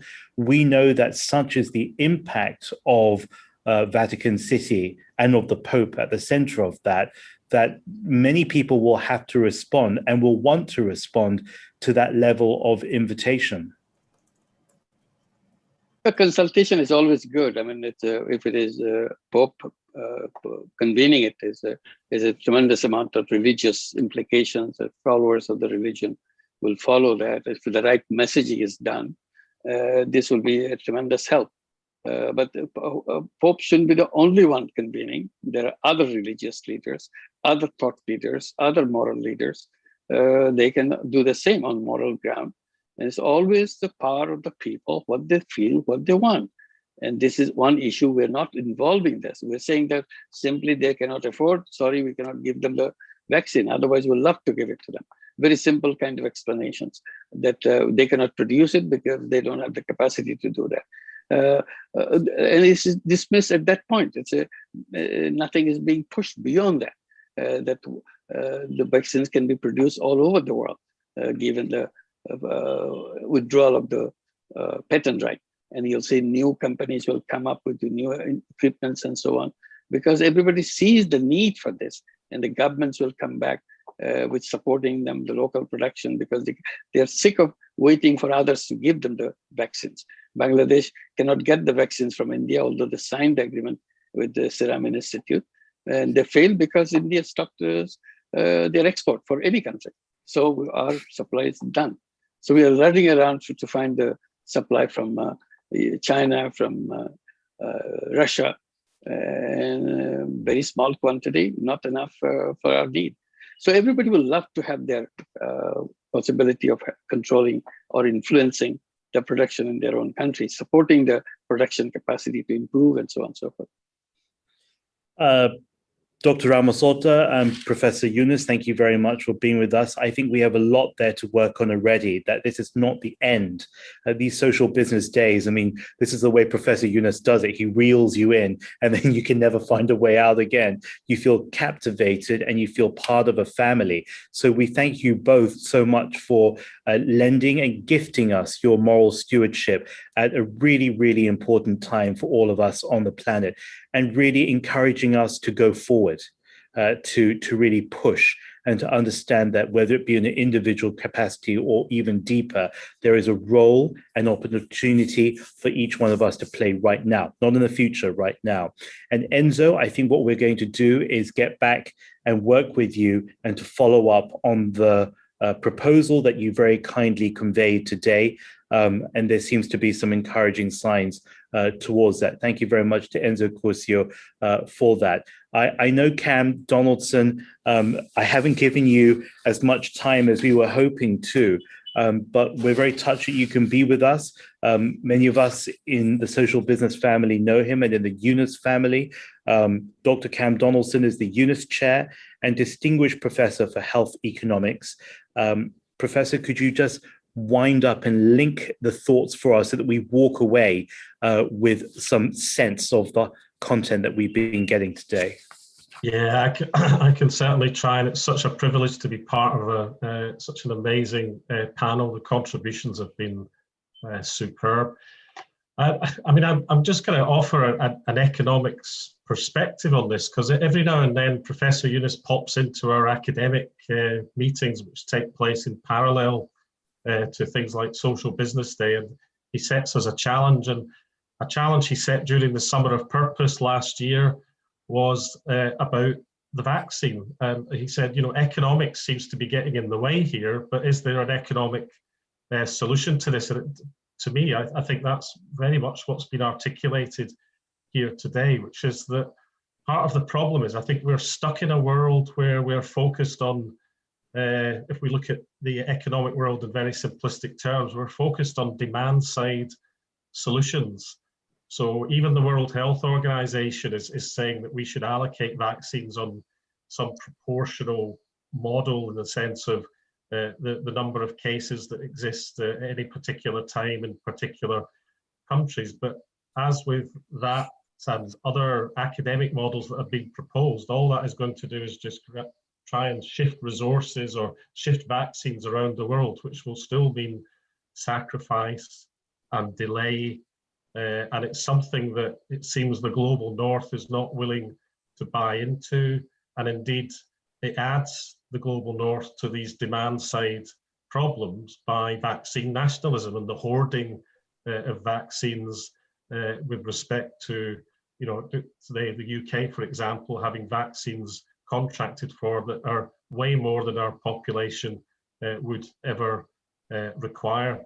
So what Eunice's challenge led us to come up with was to say we need to switch to the other side of the market here and think about supply side solutions. And that's what I think Eunice and signatories of the Vaccines as a Global Common Good and the People's Vaccine Alliance led by people like Nabil and his colleagues are actually articulating, that if we switch to the supply side, there are challenges. The main thing that would be required would be to surrender patents, place them in the public domain.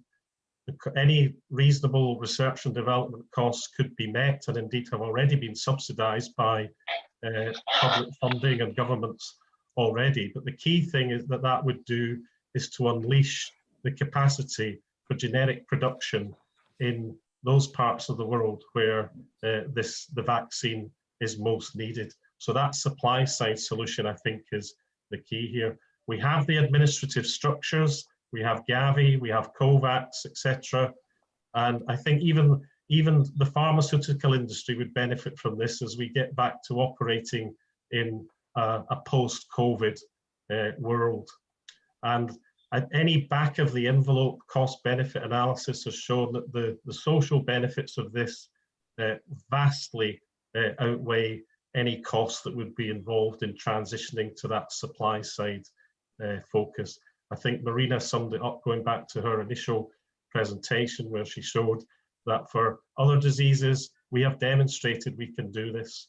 We come up with global solutions to these issues all the time. It just seems very strange that we've not managed to do it in this respect. But I think a lot of it is about surrendering property rights on the supply side, and we can then move on to solving this problem. Thank you so much, Professor Donaldson. I think that last word you use there, surrendering, is very keen to the spirit of this conversation. And thank you very much for summing up some of those ideas so brilliantly as we walk away from this. Cam McDonaldson, the UNIS Chair and Distinguished Professor for Health Economics, thank you very much.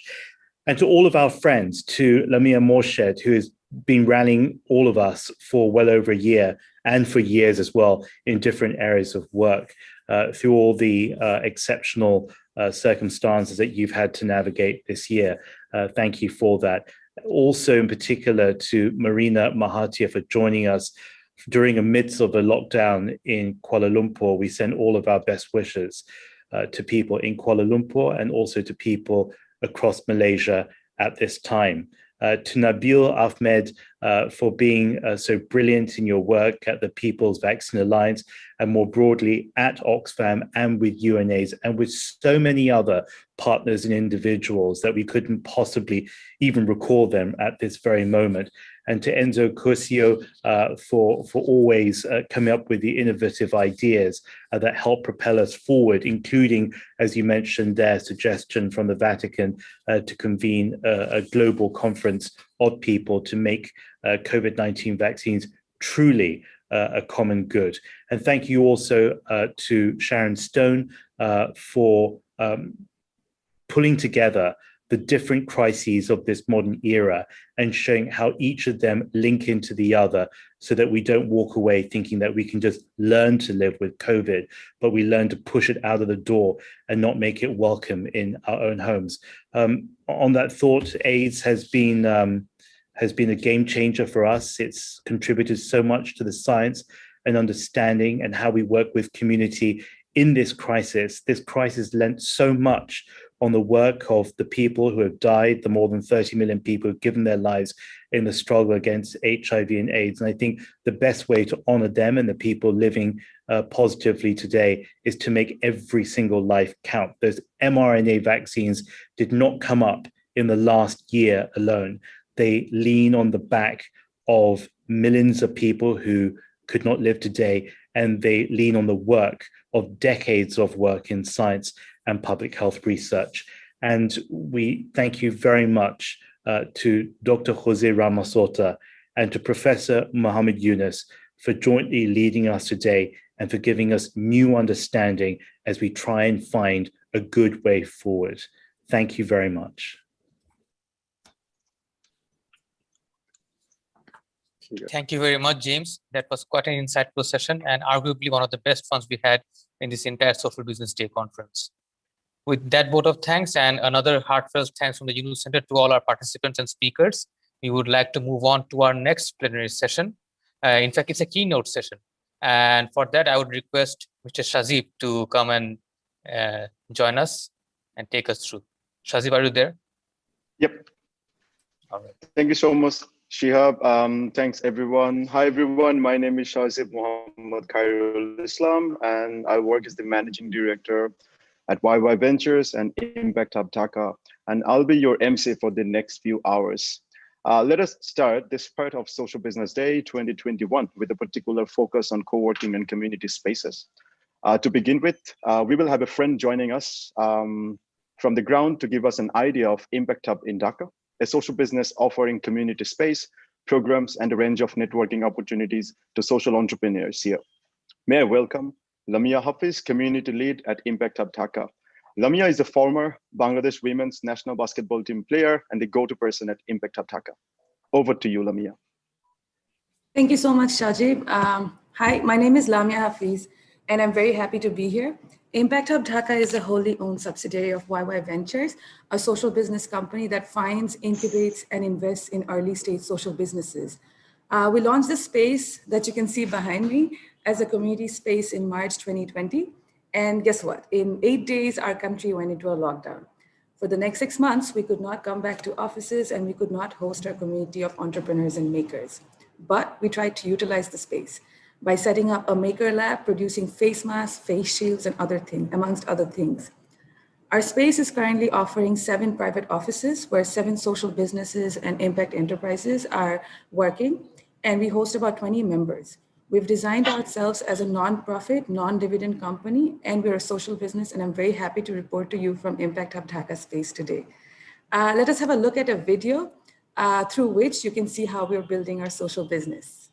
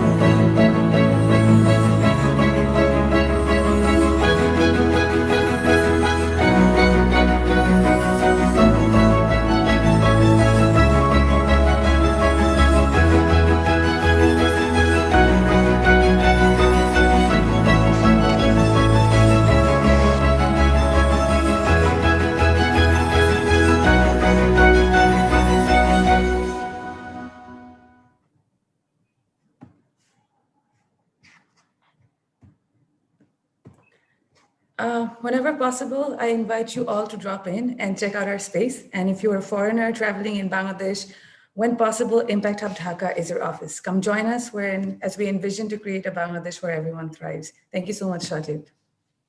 Thank you so much, Lamia, for joining us from Impact Hub Dhaka.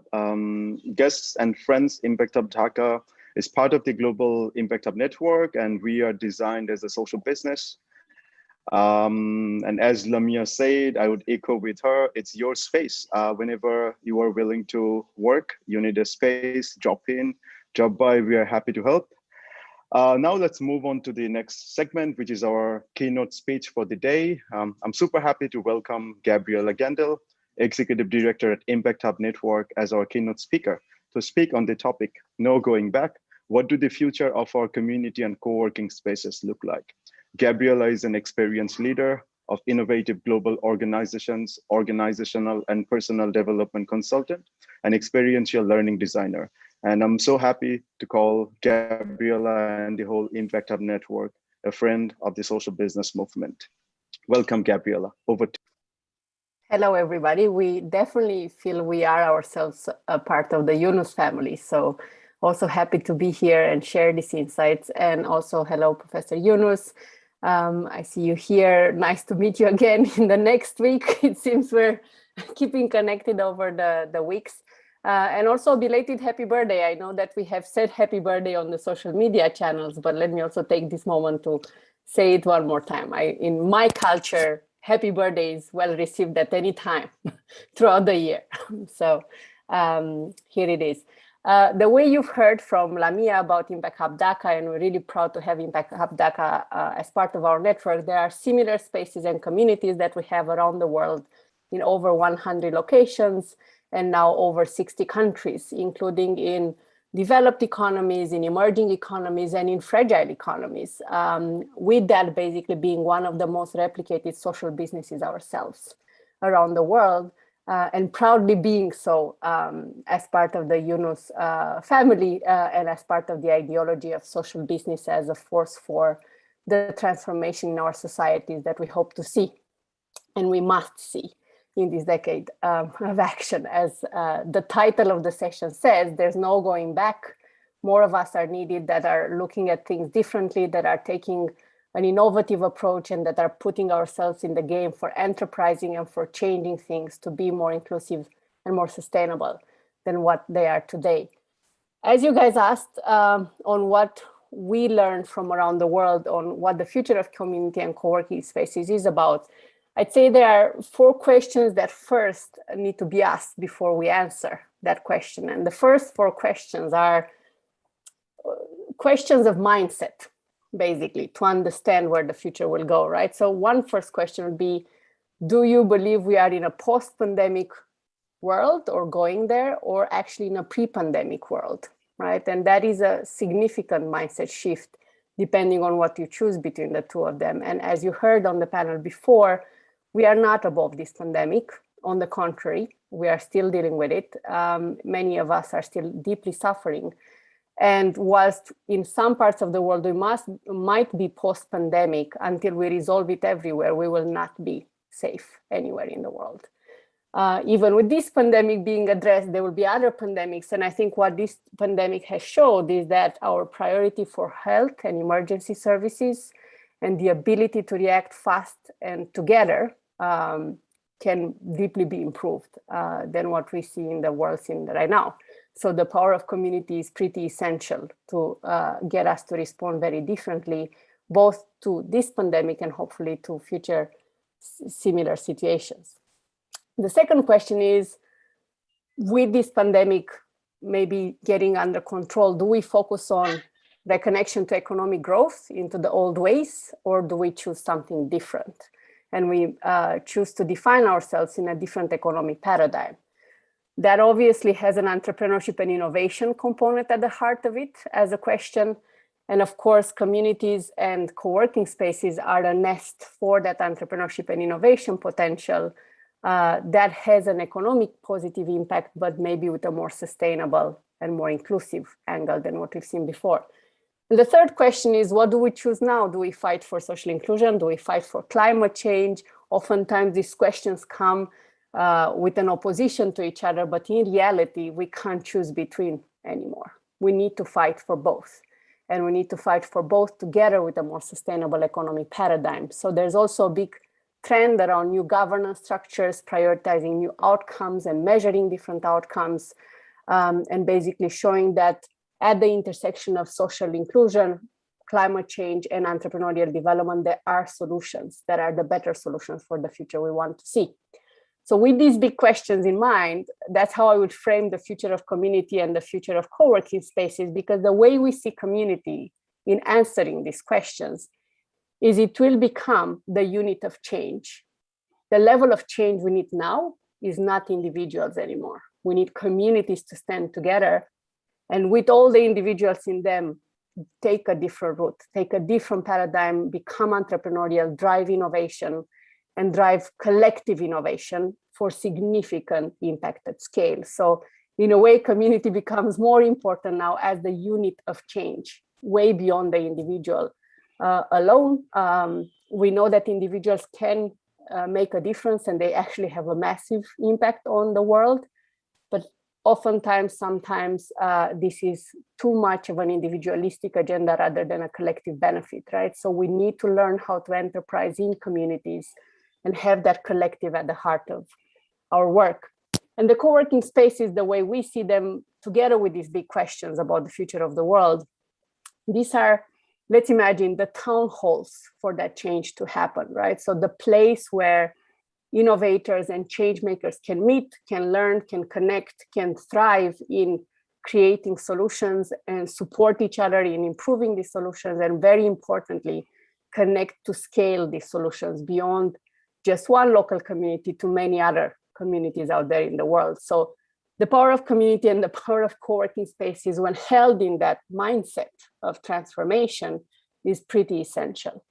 In terms of trends that will define the future of community and the future of co-working, if I may start with community, what we see is actually an even stronger focus on deeper belonging and shared values in these communities, right? We all know that together with the health epidemic that's at the forefront, there is an epidemic of depression, of loneliness, of actual feeling disempowered in the face of all the issues that are happening in the world. And we all need belonging to thrive. So communities are the answer, and that's one important element of shared values and shared action that will be much more important to thriving communities. That means more curated communities, more intentional communities, more aligned communities, and more deep collaborations in communities rather than just at action level, at values level. Shifting the paradigm together to a more inclusive and sustainable world. We also see a trend in more thematic communities, so big communities that come to focus on common issues, let's say the health community, the circularity community, and so on and so forth. We see a big connection that's happening on these thematic areas, and some thematics, particularly health, education, and circular development being quite strong, and starting to connect not only locally as communities, but also globally as trends. And that's a hopeful dimension. And the third trend that we see in communities is the need to be more intentional around inclusion. So how do we bridge, for example, the rural and city divide? Oftentimes communities don't necessarily do this bridging, they rather close within geographic city or rural dynamics, but we can't afford that. We need to build the bridges. We need to connect these communities, and we all have a responsibility to use maybe different models of community that bridges between them, or generational divides. How do we ensure our communities are diverse from a generational point of view, from a socioeconomic point of view, from a racial point of view, and how do we intentionally curate communities to look more like the societies we want to see in the future and much more inclusive than they are today. And last but not least, more from a business point of view, the community component is actually a powerful unit of change economically too. Maybe moving away from the ownership model, which is anyway unsustainable. Not all of us can own everything Equally, particularly knowing that with some of the latest research, 90% of what we own at every second of the day is actually not used. It's not in use, it's not a common good. With a lot of the business models out there, particularly the highly capitalistic business models, right? So how about we look more at user models, and communities are increasingly important in these user models where we create an asset in the community, a commons, and that is being used by the members of the community rather than everybody owning it. That will lead to more sustainable patterns and also to more access for more people. And also to economic opportunity for those of us who can create business models that think in that direction. I think many social businesses are already thinking in that direction globally. So those would be some trends around community. In terms of trends around the co-working spaces in which these communities can meet and be supported. As I said, we look at co-working spaces with a symbolic role to play in this change, and that is as a town hall for the social transformation through this democratic design, to this democratic participation, and through putting entrepreneurship and innovation at the intersection of inclusion, green transition, and economic development at the center of our business startups. And the trends that we see there are obviously with COVID-19, actually, a lot of us are thinking around flexible working setups. So co-working spaces are posed to increase and to have more participants around the world, particularly with an affluence of employees from public and private sector that are starting to change their behavior to use these more flexible communities. This is a big opportunity for many of us to engage these people into the bigger movement of change and transformation.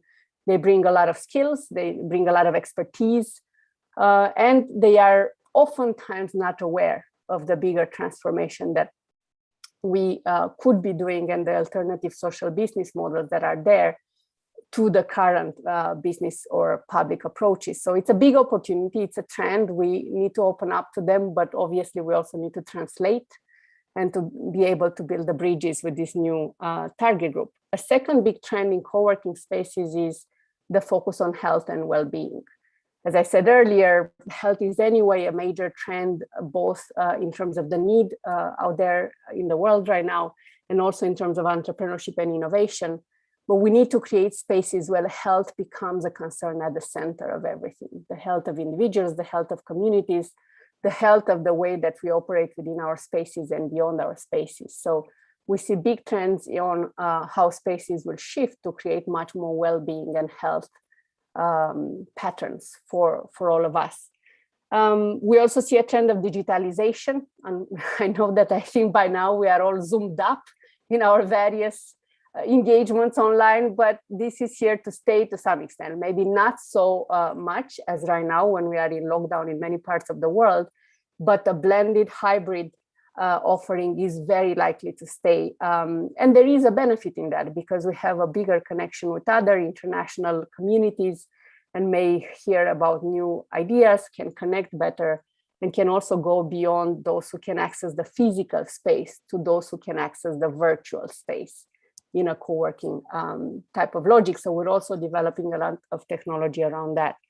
And last but not least, I'd say there is a trend related to the green transformation. How do we ensure that the spaces we use and the way we use the spaces truly inspire our communities about living a more sustainable life, right? So there are many solutions, some of them highly sophisticated technology, but many of them very accessible technologies that we can all actually use in our lives and in our households if we only saw the solutions in practice. And that's where co-working spaces can truly make a difference by showcasing the solutions, by using the solutions, by creating a standard and obviously access to affordable, good solutions for a more green living and green work. So that's a lot on our radar as well.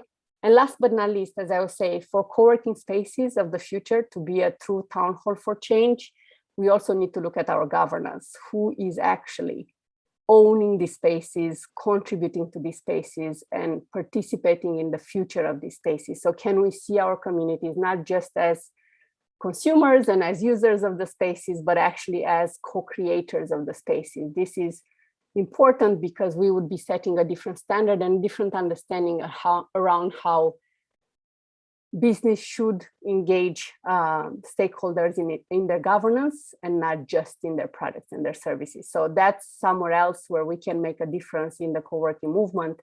And yeah, very much I invite you to join that. So with that, I would wrap it up and say this is what we see from the Impact Hub side. And of course, it is always with an angle of impact-driven communities and co-working spaces. I'm sure that others may focus on other directions, but for us, we look at community as the agent of change and at co-working spaces at the town hall for these change makers and innovators. And that remains to stay and is more relevant than ever because we need much bigger community and much stronger efforts to see the change happening in the next years. There's no going back, as Professor Yunus has said many times. And that no going back starts with us making a different choice around the communities we're part of, around the businesses we develop and we create, and around the way we live together in the spaces and in the communities that we are part of. So thank you for having me here today, and that will be my contribution.